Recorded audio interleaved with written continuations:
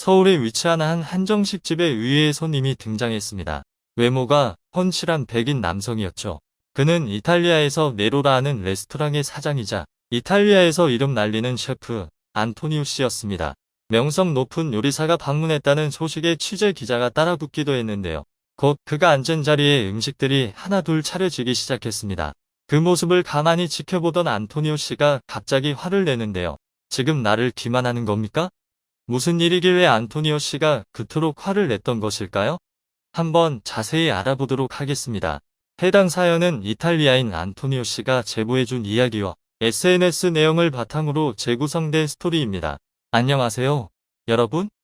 저는 안토니오라고 합니다. 저의 직업은 셰프입니다. 이탈리아 요리 수준은 타의 추종을 불허합니다. 한국 여러분들도 많이 드시는 피자, 파스타, 치아바타, 리조토 등 많은 요리가 이탈리아에서 시작된 것들이거든요. 양식이라는 카테고리 자체가 이탈리아에서 유래했다고 보시면 됩니다.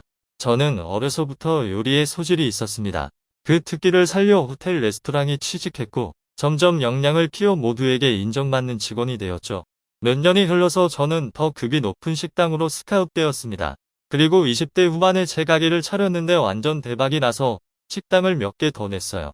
운영하는 족족 성공하면서 저는 셰프로서 명성을 누리게 되었습니다. 나중에는 해외까지 사업을 확장할 수 있었죠. 방송에는 나가지 않았지만 거의 스타 셰프였죠. 유럽 요식 업계에서 저를 모르는 사람이 없을 정도였으니까요. 제 재산이 늘어갈수록 야심도 함께 커져 양식에만 그치지 않고 다른 나라 음식도 탐구하고 싶어졌습니다. 아시아 음식이 궁금하더군요. 그 무렵부터 이탈리아 내에 있는 중식당을 자주 찾았습니다.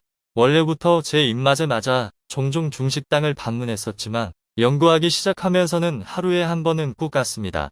제가 가장 좋아하는 중국 요리는 탕수육이었는데 언제 한번 회이고로우라는 음식을 먹어본 뒤 중국 요리에 완전히 매료되었습니다.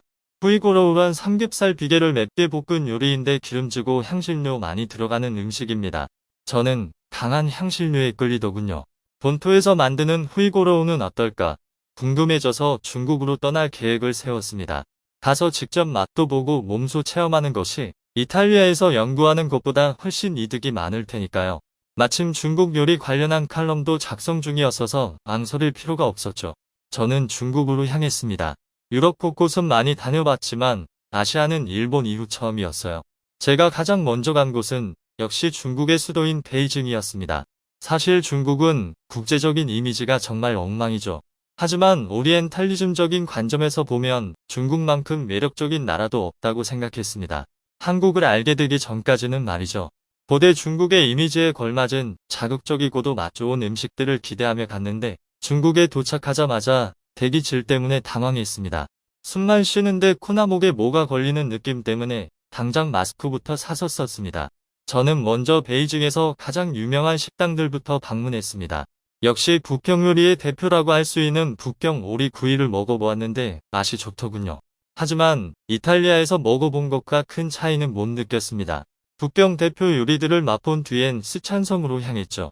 중국은 대륙이 워낙 넓어서 베이징에서 스촨성까지 가는데 비행기로 3시간 이상 걸렸죠. 스촨은 마파두부, 허거, 마라탕 등이 유명한 지역인데요. 제가 좋아하는 향신료가 듬뿍 들어가 북경에서보다 만족스러웠습니다. 스촨에 도착한 지 3일째 되는 날, 마라샹궈를 먹던 중 충격적인 경험을 했습니다.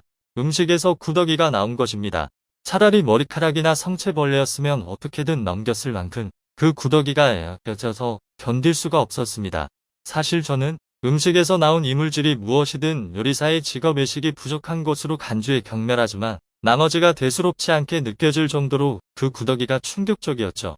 셰프로서 참을 수 없어 가게 주인에게 따지니 적반하장으로 나오더군요. 음식은 문제 없는데 당신이 몰래 넣고 난리치는 거 아닙니까? 돈 뜯어내려고? 바로 사과했으면 값을 지불하고 나왔을 겁니다. 그런데 그 태도를 보니 그냥 넘어가 줄 수가 없었죠. 요리도 요리지만 서비스하는 자세가 완전히 틀려먹어서 저는 그를 지나쳐 주방으로 갔습니다. 역시나 위생 상태가 엉망이었죠. 가려진 벽에는 곰팡이가 슬어있고 조리기구도 제대로 세척이 되지 않았고 재료도 뭐라 덧붙일 말이 없네요. 바닥에는 바퀴벌레가 그냥 지나다녔습니다. 요리에 쓰이는 소 내장은 어떻게 했나 싶어 냄새를 맡았다가 코가 썩는 줄 알았습니다. 주방 뒷문을 열고 나가보니 뒤쪽에는 개울이 있더군요. 한눈에 봐도 수질이 더러워 보이고 비린내도 났습니다. 식당 직원으로 보이는 한 사람이 거기서 뭔가를 씻고 있었죠. 가까이 가서 보니 소 내장이었습니다. 이 식당은 그냥 흔한 식당도 아니고 스촨성에서 아주 유명한 식당이었기에 당혹스러웠습니다. 이 정도 규모의 식당 위생 상태가 이러면 제가 지금까지 방문한 곳도 비슷하겠구나 싶어 속이 메스꺼워졌죠. 가게 사장과 한바탕 실갱이를 벌인 뒤 밖으로 나와 한참 구역질을 했습니다.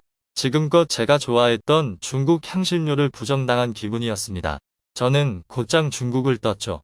이탈리아로 돌아와 원래 하던 사업에만 집중하는 시간을 가졌습니다. 그리고 쓰던 중국 관련한 칼럼은 중국의 위생 실태를 꼬집는 주제로 바꾸어 제출했죠. 제 나이가 어느덧 40줄에 접어들고 딸아이는 무럭무럭 자라 초등학생이 됐습니다. 제가 해주는 음식을 주로 먹고 자라 눈이 높아질 대로 높아진 아이였는데 그녀가 대뜸 해달라는 음식이 있었습니다. 바로 떡볶이였죠. 그러고 보니 요즘 10대, 20대 사이에서 한국적인 것이 유행이라고는 들었는데 요리의 본고장인 이탈리아에서도 한국 음식이 유행하고 있을 줄은 몰랐습니다. 저는 먹어본 적 없는 음식이었지만 레시피 한 번만 읽고도 조리가 가능했기에 재료를 사다 만들었습니다. 애초에 재료부터 맛이 없기 힘들 것 같다고 생각했지만 직접 먹어보니 장난이 아니더군요. 저는 딸 아이와 맛있는 식사를 했습니다. 그 이후로 떡볶이를 자주 해 먹었고 다른 한식도 찾아보기 시작했습니다. 제가 점점 만들 수 있는 음식의 가짓수가 늘어났죠. 김밥, 전복죽, 냉면, 닭갈비, 제육볶음, 불고기. 특히 제육볶음은 제가 좋아했던 중국 요리 후이고로우와 비슷해서 줄창에 먹게 되더군요. 후이고로우와 다른 점은 비계보다 살코기 비율이 많고 후이고로우에 비하면 훨씬 맛이 순한데도 매콤하고 달달하다는 것입니다. 제가 가장 좋아하는 음식 중 하나가 됐죠. 저도 모르는 사이 한식에 매료되어 진지하게 한식을 연구한 저는 로마에 한식당을 하나 냈습니다. 직원들의 요리 실력도 중요했지만 제가 요식업으로 성공할 수 있었던 비결은 저의 경영 철학입니다. 갈고 닦은 실력을 발휘해 한식당도 성공하게 만들었죠. 잘 되고 있었지만 2% 모자란 느낌이었습니다.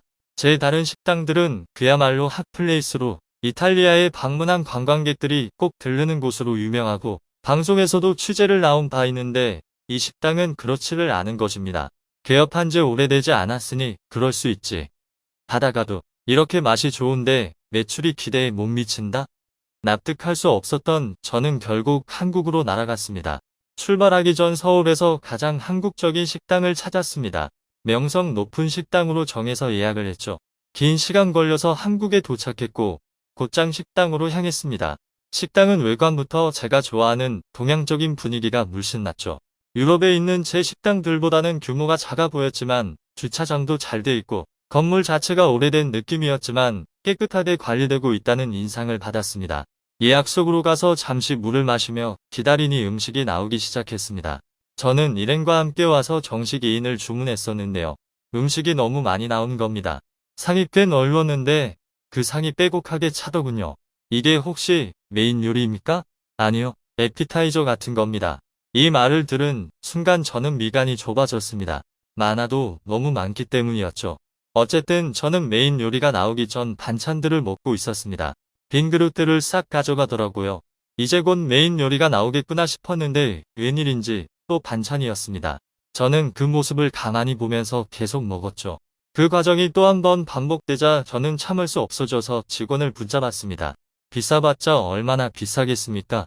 돈이 문제가 아니라 이런 식으로 바가지 씌우는 건 그만하시죠. 제가 외국인이라고 무시하시는 겁니까? 예. 직원은 어리둥절한 표정을 짓더니 영어를 잘 모른다며 사장님을 데려오겠다고 했죠. 저는 사장님에게 다시 한번 무엇이 불만인지를 설명했습니다.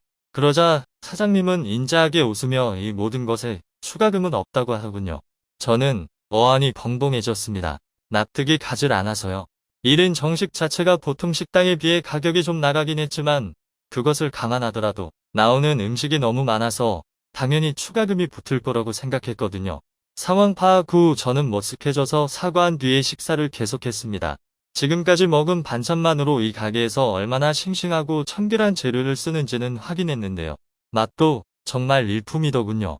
잡채, 수육, 제육볶음 등이 나왔는데 역시나 제가 가장 맛있게 먹은 것은 제육볶음이었습니다. 저는 본국으로 바로 돌아가지 않고 서울에 있는 각종 맛집을 돌아다니며 소중한 경험을 했습니다. 이탈리아로 돌아간 저는 제가 한국에서 터득한 것들을 바탕으로 제 한식당의 퀄리티를 끌어올려 더 많은 매출을 올리게 되었죠. 하지만 제가 아무리 정성스럽게 만들어도 한국에서 먹은 그 제육볶음 맛이 잊혀지지가 않네요. 지금까지 이탈리아의 유명 셰프 안토니오 씨가 한식에 빠지게 된 사연을 소개해드렸는데요. 어떻게 보셨나요?